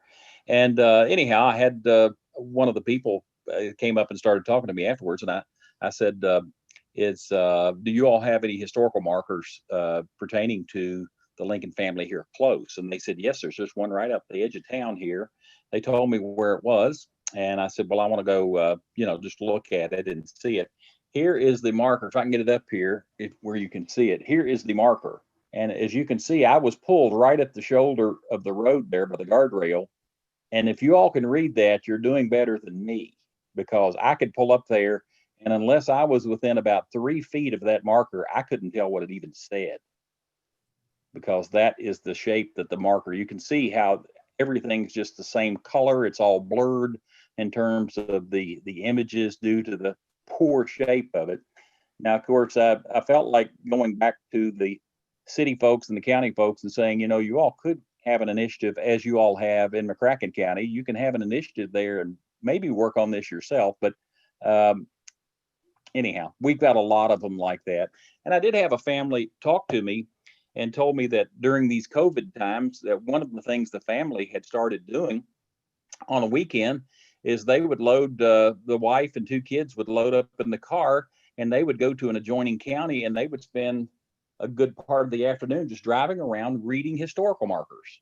And they would pull up beside of one, read it, and then maybe they would get on their phone and do a little research and talk about it. Then they would go to another one. They were talking about how much fun that was to do that.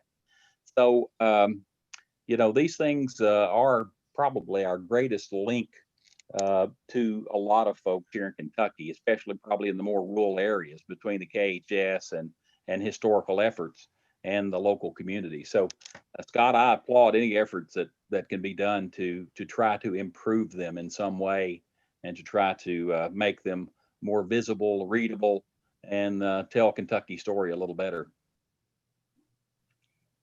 Miss Cynthia?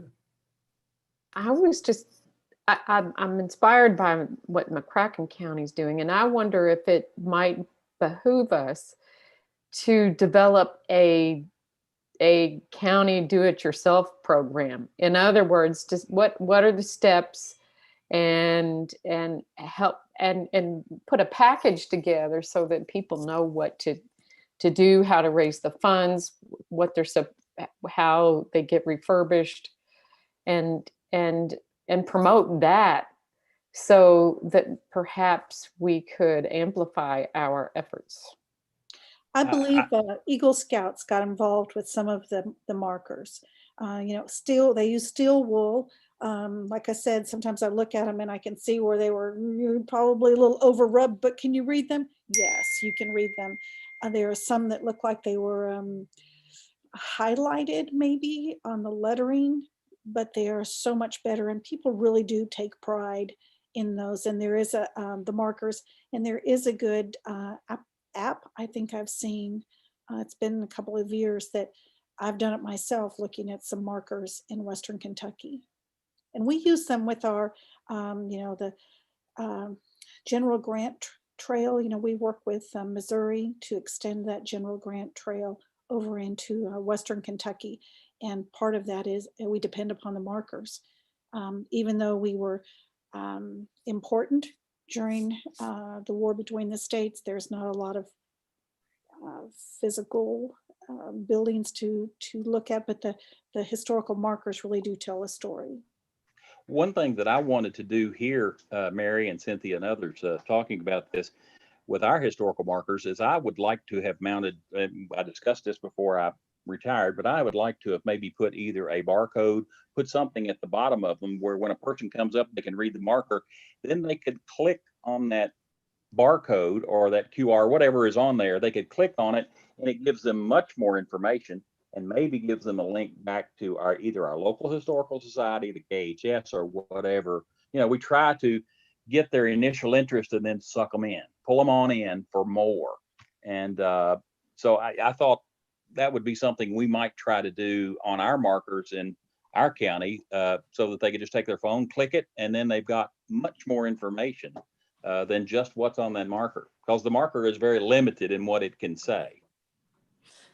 And just to add in, if we're talking about schools and classroom content, a lot of 8th grade high school classes, when they're doing outdoor ventures with students, you'd be surprised how effective this is, because students who probably don't even know this history in their own communities, many of these markers are in their own communities, and you just pass right by them. Sure. And you're not even aware of how maybe your own neighborhood had some sort of historical content. So I could just see how this whole marker program could also be a good addition to content that the schools are looking for. Yes, I agree. I'd love to really quickly piggyback on what Alex Dean Turley just said, because in about 2 minutes, we're going to have there is going to be a meeting with the Justice Now Learning Hub from JCPS. And one of the things they're really interested in doing is taking the markers in Jefferson County, where we are right now, and turning their own reinterpretation or their own interpretation of a marker. And we had several schools during COVID use markers as a program. So you're right. I love all the energy around the markers, as that's one of the programs within our team's purview. So thanks for all the excitement around this. Yeah. And Jody, we had a teacher put this to her class. A teacher who also happened to be a docent at Farmington Historic Plantation came here for a virtual tour at the beginning of the year, and she and Jody decided they were going to do a project for the class. And what was the number of how many markers were visited by one family? 112. Wow. 112. That's great. Great. Jennifer, you had a comment, I think. Yeah, Scott, I really am enthusiastic about this, and we need to make sure that we save some that we're in danger of, and look at some also that may not have messaging that really makes sense to us today. Along that line, I wanted to just kind of throw out for a future idea, if there is a possibility of finding a way to help underrepresented groups be able to afford a marker. And, I know there's a limit to what we can do but I can use, the experience in my hometown. Christian County didn't have a marker to an African American until a couple of years ago. And if there's any county in Kentucky that ought to have several markers about Black history, it's Christian County. We have one right now. Thank you, Tressa, for that. I thought this will be a conversation that Stuart and some of others of us will have moving forward, because there's another project that I've been working with Tressa and others, and on EJI's initiative, Yes. try and mark locations of the over 183 lynchings, Kentucky lynchings, and that's been a very difficult idea to promote. So we're talking about that in the African American Heritage Commission, and I know that it's an unpleasant history that many people don't want to mark in their townships, but if you bring up Christian County and certain counties in Kentucky, I think it's important for people to see where these lynchings were taking place. And they were not necessarily in Eastern Kentucky. They primarily were Central Kentucky. So I think even having a discussion around that would be worth it. Thank you, Dr. Turley, because I was going to bring that up. They are in Montgomery, and I've been there a couple of times. They are begging for people to take some of those county markers off of their hands. Of course, they have the ones dangling from the ceiling, but then they have some other ones over to the side, and they're, it's very hard to get counties and states to request those for their areas. And I think that is so important to tell that story. Right now, the only county in Kentucky that has done so that I'm aware of is Shelby. Well, we in Christian County, we've started like very small conversations. The museum and the Human Rights Commission are talking about getting the committee together to start this process. To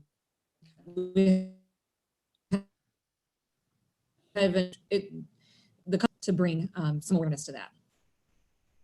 Thank and you. Alistine, that was Jennifer and not me that brought that up initially. The other brand. Yeah. And to follow up, Jennifer, and there's one thing that Jennifer recommended to me before is one, I'd like to get an op-ed piece out of our marker program out so that we can share with folks about the direction and to piggyback on that. It's another reason why I think whatever model we come up with for this program, funding shouldn't be the barrier. And I think that's just, I mean, I know it's easy to say, and I'm not trying to say this is on the state or whatever, but I think we will be turning back to you all into the foundation of what creative ways can we come up with removing that as the barrier, and then elevating the marker program so that it's not just the perfunctory application. And I might say the team does a great job. So this is why, but to take it out of this, I mean, you all had just described why this is a serious program. It should not be just a rote process for getting a marker. And again, the communities are proud of these markers once they get there. So how do we make sure that we are wrapping them in this broader Kentucky history and doing it in the right way? So I think part of removing that funding barrier, if we can, whether it's finding somebody to sponsor, that's just not, it's in most communities, unless they have the local history organization or somebody there that's out used to going out and doing the fundraising or willing to write the check. And again, that's an added barrier, an added responsibility to place onto them. So I'd love to find a way. And again, I hope maybe by us kickstarting this process now on getting some of these done, and I don't know how many we can get done. We're hoping to figure that one out. But if we can at least kickstart it, maybe that'll help get us back into a mode of focusing on celebrating the community history and then less upon how do we raise the money for it. That, well, I may put my foot in my mouth on this one, the matching funds program that's available for tourism marketing. And this is a real promotional project across our state. So I'm not sure right now is the time to look at that, but maybe look towards the future. That might be a way to partner with tourism. Okay. Well, Well, Judge, folks, thank you for letting me we- toss that last minute one in there, but I appreciate your all's comments very much. Yes, thank you, Scott. Thank you. Well, folks, I told Scott we'd try to get it done in a couple hours. We're just a little bit over that. And I appreciate all the time, again, that everyone here has dedicated toward KHS and history efforts. And we will be in touch with you regarding the bylaws. You'll be getting copies of the proposed changes that we'll address at our next meeting and other information concerning committees and that sort of thing. So just keep eyeing the emails. You'll be getting them from us, okay? Thank you all again. That is all we have for today. Is there a motion to adjourn today's meeting? So We have a moved. motion by Cynthia and a second by Ms. Turley. Okay, all those in favor, please say aye.